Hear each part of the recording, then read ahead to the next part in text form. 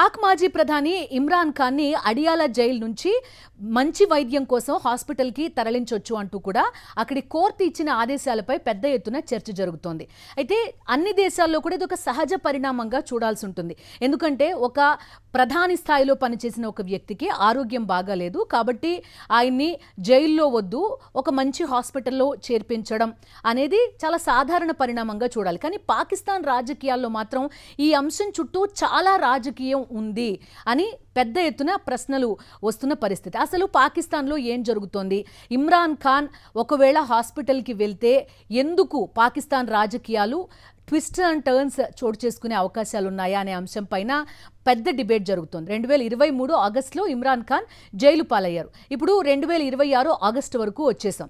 ఇప్పుడే ఎందుకు ఆయన్ని హాస్పిటల్కి తరలించొచ్చు అని కోర్టు ఆదేశాలు ఇచ్చింది? దీని వెనుక ఏదైనా జరుగుతోందా అనేది ప్రధాన ప్రశ్న. 2023 ఆగస్టు నుంచి కూడా పలు సందర్భాల్లో ఇమ్రాన్ ఖాన్ ఆరోగ్యం గురించి ఆయన కుటుంబ సభ్యులు తీవ్ర ఆందోళన వ్యక్తం చేశారు. ఒకానొక టైంలో అయితే ఆయన కండిషన్ చాలా క్రిటికల్గా ఉంది అంటూ కూడా పెద్ద ఎత్తున వార్తలు కూడా వినిపించాయి. చంపేయడానికే ఇమ్రాన్ ఖాన్ని జైల్లో పెట్టారు అనే ఆరోపణలు కూడా చాలా మంది చేసిన పరిస్థితి. కానీ అప్పుడంతా కూడా ఎప్పుడు ఆయన్ని హాస్పిటల్కి తరలించాలి అనే ఆదేశాలు రాలేదు. ఇప్పుడే ఎందుకు వచ్చాయి అనేది మొట్టమొదటి ప్రశ్న. అయితే ప్రధానంగా ఈ ప్రశ్న తలెత్తడానికి పాకిస్తాన్లో ప్రస్తుతం ఉన్న పరిస్థితులు కూడా ఒక కారణం. షహబాజ్ షరీఫ్ ప్రస్తుతం అక్కడ ప్రధానమంత్రిగా ఉన్నారు.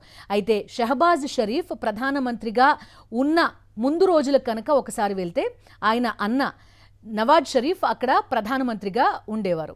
అయితే ఇమ్రాన్ ఖాన్ అధికారం చేపట్టిన తర్వాత ఏం జరిగిందంటే ఈయన పైన అవినీతి ఆరోపణలు రావడం, జైలు పాలవడం, ఆ తర్వాత కోర్టు ఆయనకి వైద్యం చేయించుకునే అవకాశం ఇవ్వడం, ఆ తర్వాత మరో కోర్టు ఆయనకి లండన్ వరకు వెళ్ళి వైద్యం చేయించుకునే అవకాశం ఇవ్వడం, బెయిల్ రావడం, ఇవన్నీ కూడా ఒక ఎపిసోడ్ నడిచింది. అంటే 2018-2019 సంవత్సరాల మధ్య, అంటే 2018 నుంచి కరెక్ట్గా 2023లో ఇమ్రాన్ ఖాన్ అధికారం చేపట్టే వరకు ఇప్పుడు ఏదైతే ఇమ్రాన్ ఖాన్ విషయంలో జరుగుతున్న ఎపిసోడ్ ఉందో అది ఆల్రెడీ పాకిస్తాన్లో ఒకసారి జరిగిందనమాట.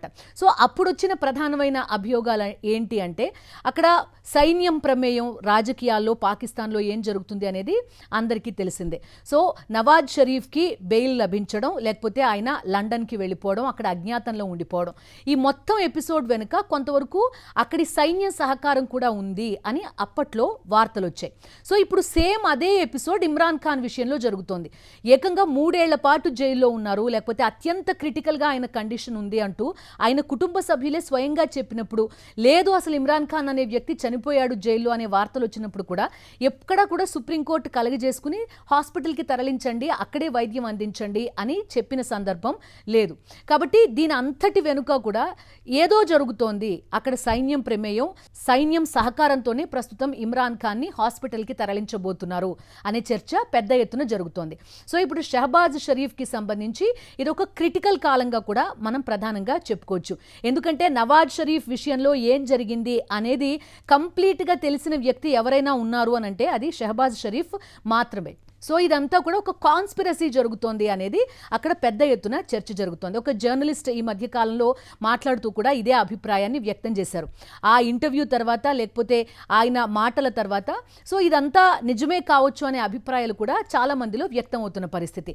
గతంలో కూడా చాలాసార్లు మనం మాట్లాడుకున్నాం. ఏంటి ప్రస్తుతం పాకిస్తాన్లో రాజకీయాలు ఏ రకంగా ఉన్న దేశ హోంమంత్రి స్థాయి వ్యక్తి, అంటే ఇంటర్నల్ అఫైర్స్ మినిస్టరే స్వయంగా ప్రభుత్వ పనితీరు బాలేదు అంటూ కూడా కామెంట్ చేసిన పరిస్థితి. ఆసిఫ్ మునీర్ అనే వ్యక్తి ప్రస్తుతం షహబాజ్ షరీఫ్ చుట్టూ కూడా ఒక వలయం లాంటిది పన్నుతున్నారు, ఆయన ప్రభుత్వానికి వ్యతిరేకంగా పనిచేస్తున్నారు అనేది ఒక పక్క వార్తలు వస్తున్న నేపథ్యం. సో ఒకసారి కాంటెక్స్ట్ చూడాలి మనం ఇక్కడ. సో అదే సందర్భంలో గతంలో నవాజ్ షరీఫ్కి ఏ విధంగా జరిగిందో అదే రకంగా ప్రస్తుతం ఇమ్రాన్ ఖాన్కి కూడా వైద్యాన్ని అందించండి, హాస్పిటల్కి తరలించండి అనే ఆదేశం.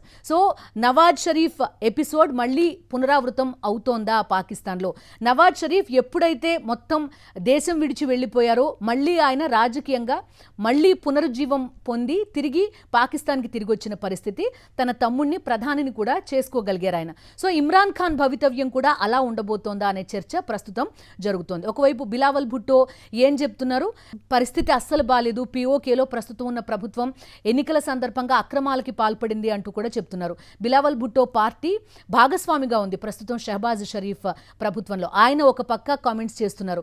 అదేవిధంగా ప్రభుత్వంలోనే ఉన్న ఒక కీలక మంత్రి మొహసిన్ నఖ్వీ లాంటి వాళ్ళు కూడా ప్రభుత్వ పనితీరు బాలేదు అని కూడా చెప్తున్నారు.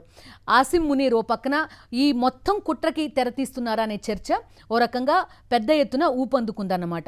సో 2018-2023 మధ్య ఏదైతే రాజకీయం జరిగిందో అదే రాజకీయం ప్రస్తుతం 2023-2026 మధ్య ఇమ్రాన్ ఖాన్ విషయంలో జరుగుతోంది. ఒకసారి ఇమ్రాన్ ఖాన్ కనుక మళ్ళీ బయటకు వస్తే పాకిస్తాన్లో రాజకీయాలన్నీ కూడా ఒక ఊపు సంతరించుకునే అవకాశం ఉంది. ఇదంతా కూడా కొంతవరకు షహబాజ్ షరీఫ్కి వ్యతిరేకంగా జరుగుతున్న పరిణామాలకి సాక్ష్యం అని కూడా చాలా మంది చెప్పుకుంటున్నారు. మరోవైపు మనం ఢిల్లీలో కాక్రోచ్ జనతా పార్టీ చేసిన ప్రొటెస్ట్లు కూడా చూస్తున్నాం. సో ఈ ప్రొటెస్ట్ లైన్స్లోనే పాకిస్తాన్లో కూడా ఇటు ఖైబర్ పఖ్తూన్ఖ్వా ప్రావిన్స్లో ఉన్న కొన్ని ప్రాంతాల్లో యువత పెద్ద ఎత్తున ఉద్యమం చేపట్టాలని నిర్ణయించినట్టుగా కూడా తెలుస్తుంది. వాళ్ళంతా కూడా ఒక మార్చ్కి పిలుపునిస్తున్నట్టుగా కూడా మనకి తెలుస్తుంది. సో ఈ ఇన్ని పరిణామాలు ఒకేసారిగా షహబాజ్ షరీఫ్ని చుట్టుముట్టిన పరిస్థితి ప్రస్తుతం పాకిస్తాన్లో కనబడుతోంది. సో ఈ 5 కారణాలు, మనం ఇప్పటివరకు చెప్పుకున్న అన్ని కారణాలు కూడా షహబాజ్ షరీఫ్ ప్రభుత్వానికి ముప్పు పొంచి ఉంది. అటు సైన్యం, ఇటు సుప్రీంకోర్టు ఇస్తున్న సహకారం అని అక్కడి ప్రధానంగా పార్టీలు లేకపోతే కొంతమంది విశ్లేషకులు చెప్తున్నారు. ఇటు ఇమ్రాన్ ఖాన్ మళ్లీ తెరపైకి రావడం, అటు ఖైబర్ పఖ్తూన్ఖ్వాలో పరిణామాలు, ఇటువైపు బలూచ్ లిబరేషన్ ఆర్మీ చేస్తున్న పోరాటం, దాంతోపాటుగా పిఓకేలో ప్రస్తుతం జరుగుతున్న పరిణామాలు, ఇలా 5 కారణాలు కూడా షహబాజ్ షరీఫ్ ప్రభుత్వాన్ని ప్రస్తుతం చుట్టుముట్టిన పరిస్థితి. ఏ రకంగా అయితే సైన్యాన్ని క్రాస్ చేసి ఏ రాజకీయ పార్టీ లేకపోతే ఏ ప్రభుత్వం మనుగడ సాధించలేదు పాకిస్తాన్లో అని చెప్పుకుంటారో అలాంటి పరిస్థితులే మరొకసారి షహబాజ్ షరీఫ్ ఎదుర్కొంటున్నారు. మరి దీని నుంచి ఆయన ఎంతవరకు బయటపడతారు? ఇమ్రాన్ ఖాన్ నిజంగా మరొకసారి ఎలాగైతే నవాజ్ షరీఫ్ తన తమ్ముడిని అధికార పీఠం పైన కూర్చోబెట్టగలిగి మళ్ళీ యాక్టివ్ పాత్ర పోషించగలిగారో అదేవిధంగా మరొకసారి ఇమ్రాన్ ఖాన్ ఎంతవరకు చేయగలుగుతారు అనేది పాకిస్తాన్ పాలిటిక్స్ని డిసైడ్ చేసే అవకాశం కనిపిస్తోంది. సో ఓవరాల్గా పాకిస్తాన్లో ప్రస్తుతం జరుగుతున్న పరిణామాలు మాత్రం చాలా ఇంట్రెస్టింగ్గా కనిపిస్తున్నాయి అని చెప్పుకోవచ్చు.